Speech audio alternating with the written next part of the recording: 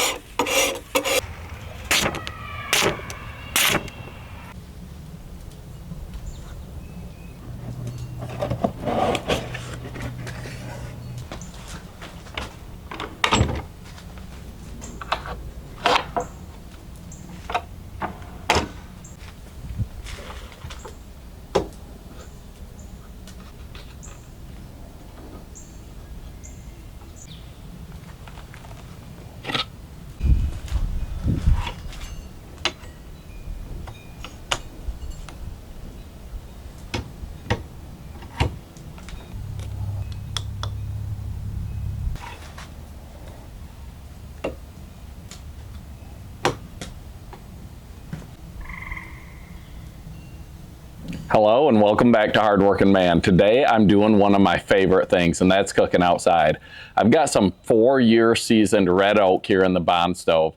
I've got a rib roast that's going to turn into ribeyes, and I've got a new knife sharpener. I've told you guys about the knife sharpener I've used before, and I thought it was great. Well, it was pretty poor compared to this thing that I got now. Let me show you what it is. Let me season up these ribeyes, get them on this wood-fired grill, and make some of the best steaks you've ever had.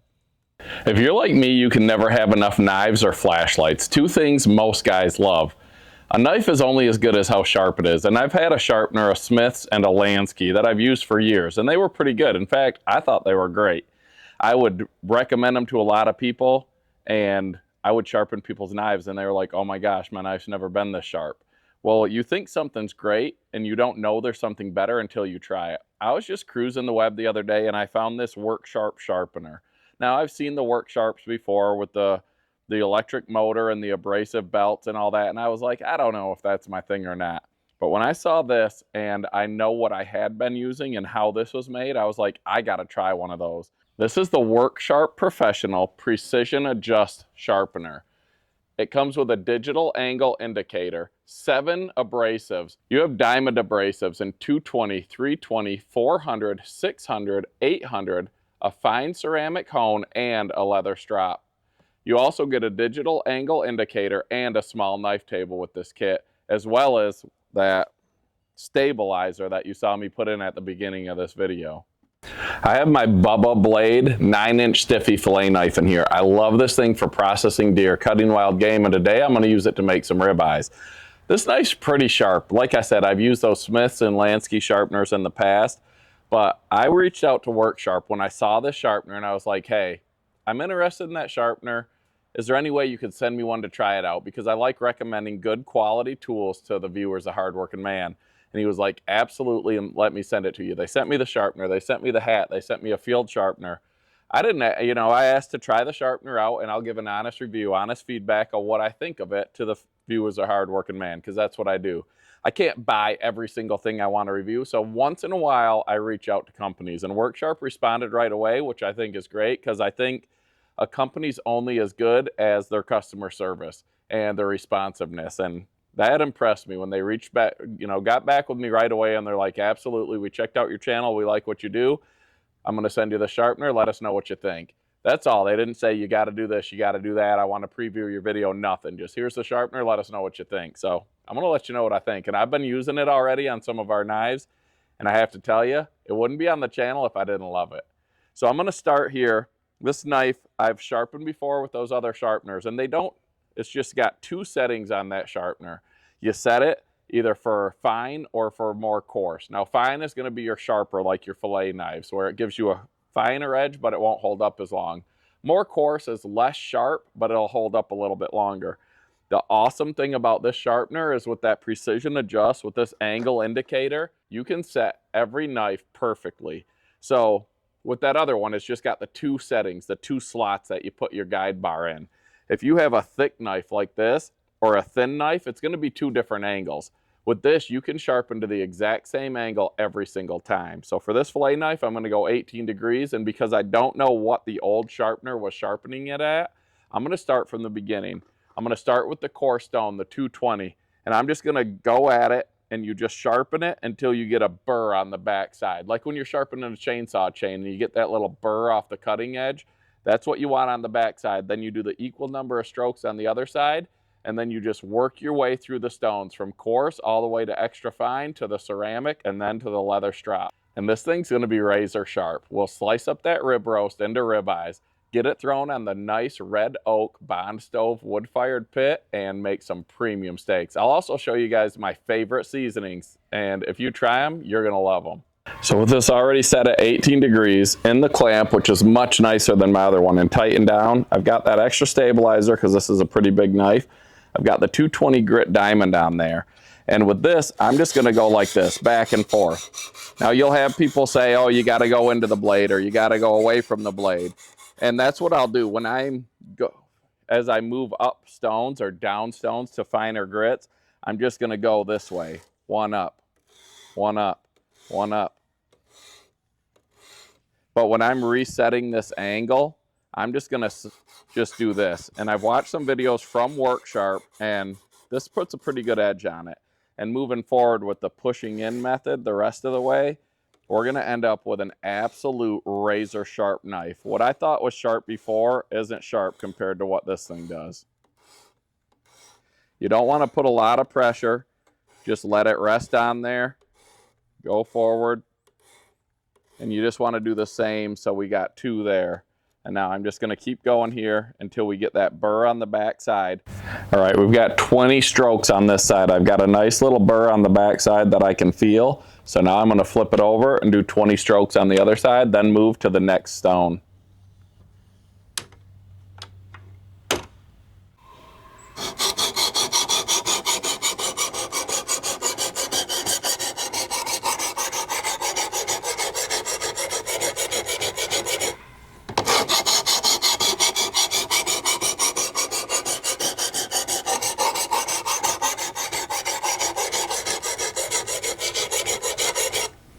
One thing I love about this compared to my last one is there's no oil. These are all diamonds. You don't need any honing oil. And it's just a magnet. So you take off the 220 stone and we'll go to the 320. And then you're just going to work your way up to the finer grits, finally the ceramic, and then the leather strope. My other kits only had 3 stones. That was it.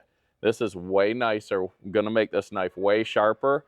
And it does take a bit of time, especially when you're resetting the edge. Once it's sharpened, you can just hit it with the ceramic and the leather strap, as long as you don't beat it up too bad, and you'll be good to go. But when you're resetting these, it does take a little bit of time. So there are quicker methods out there, but I don't know that there's a whole lot of better methods to get that razor sharp edge that you need. To adjust it, you just put that digital angle indicator on here and twist this knob to set it perfectly for every single knife. I'm going to get the rest of these sharpened up, get that rib roast out here, get it sliced up, seasoned up, and thrown on that pit.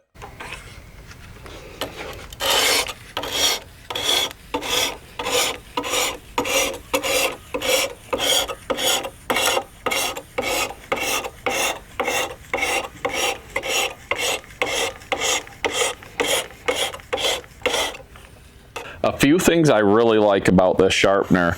It's safer than my other sharpener because this guide is on a slide, so you can't really cut yourself. I've nicked myself a few times on the other one. I mean, I guess you could because you're making these knives razor sharp, but it's a lot safer. It's also much more stable. It does cost a little bit more, and this isn't for your, oh, once in a while I'll sharpen my knife guy. This is for someone who really likes a sharp knife, that has a knife collection, maybe loves cooking, like appreciates a fine edge on a knife. This thing will put a beautiful edge on any knife. If you want a machine that is a little bit less time consuming and still puts an amazing edge on a knife, You're not going to want to miss Hardworking Man. Coming up on May 13th, 2024, I'm going to have a brand new Worksharp sharpener. You guys have never seen it before, and it's not quite as precise as this. I mean, I guess it could be as precise as this, but it's much faster and it's awesome. They sent that to me to check out, and I gotta say, I didn't think I would like it, and I'm super impressed. So you're not going to want to miss that episode. Now I could stop right here. This is the fine stone, and I've got a couple minutes into this blade, reshaping it, sharpening it. It's going to be razor sharp, but why stop? Because like I said, this is for the guy who really appreciates that perfect edge. So next will be the ceramic and then the leather stroke to really make this thing shine. One thing I love about this Warmbond bond stove is the ability to put that lid on it and control your temps. Without that lid, this thing would be over 1,000 degrees. It's at 500 right now. Perfect to throw these ribeyes on once I get them sliced up. Now when you're doing the leather stroke, you want to do it backwards. You don't go into the blade because it could cut the stroke because it's so sharp. This just takes any little burrs off and puts a really fine polish on your edge.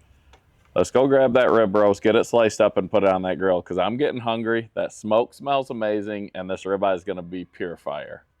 All right, here's a cutting board that Rachel actually bought at the Paul Bunyan show from some veterans who did woodworking. And we like using the wood cutting boards. You can see how nicely this knife slices through this rib roast.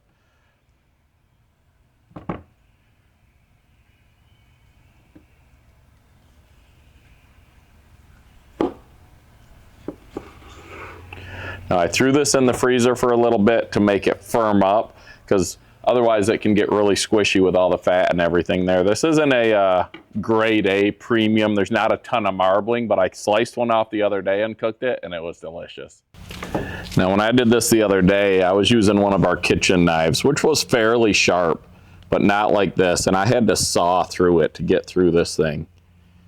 Where now you can see just pretty much one slice, and then a little bit more at the end for that fat cap on the bottom, and you're good.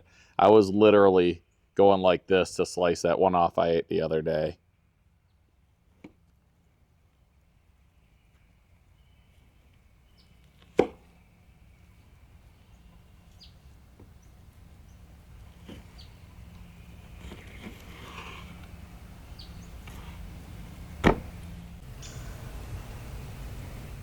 One nice thing about cutting your own steaks out of a roast is you can vary the thickness. I like mine a little bit thicker, a little bit more medium rare, and then Rachel likes hers probably medium. So the thinner steak versus the thicker steak, you can cook for the same amount of time and get the different doneness. You don't have to cook them at different time intervals.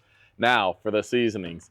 My main go-to is right here. It's a Meat Church Texas Sugar. This thing is amazing. If you haven't tried it, this is one of my favorites. And you can ask Rachel, whenever we go to the store, the seasoning aisle is like my kryptonite. I go there, I look for everything. We have so many seasonings. But this, I've gone through 3 or 4 cans of this since I found it. This stuff is absolutely amazing. Now, I'm going to pair, this is going on all the steaks. Then, on mine, I'm going to put this Fat Boy steak rub. This stuff has a little bit of heat to it, but not too much. Rachel doesn't really like the heat, but this stuff is great on a steak. Now, if you're cooking burgers or steaks, you can't go wrong with this Famous Dave steak and burger. I'm going to pair that with the Texas Sugar, and it's one of the best seasonings I've ever had.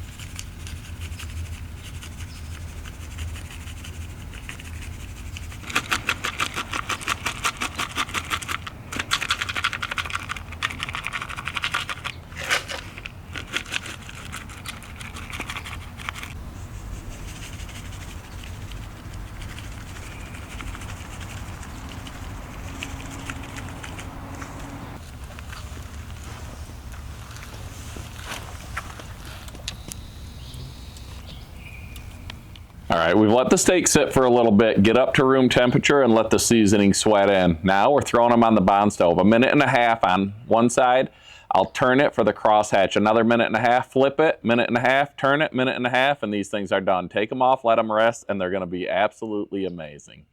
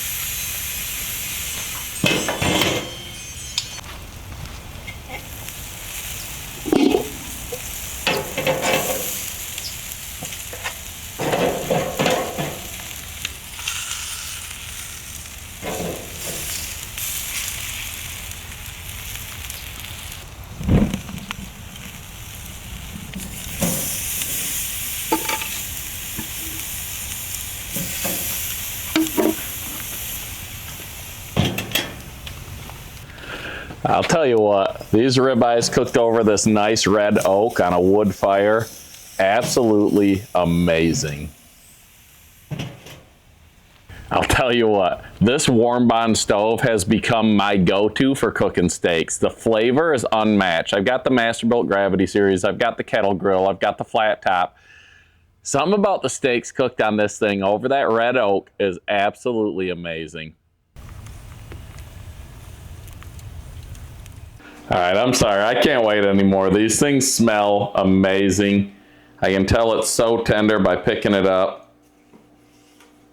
Oh my gosh, these are gonna be so good.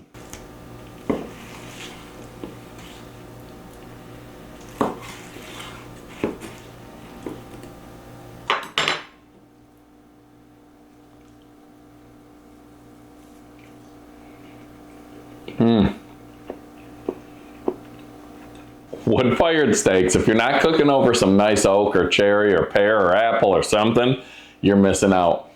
Thanks to Worksharp for sending that sharpener. It's awesome. As you can see, this knife is the sharpest it's ever been. Those seasonings, I'll put links to everything in the description. You want some hardworking man gear? That'll be in the description as well.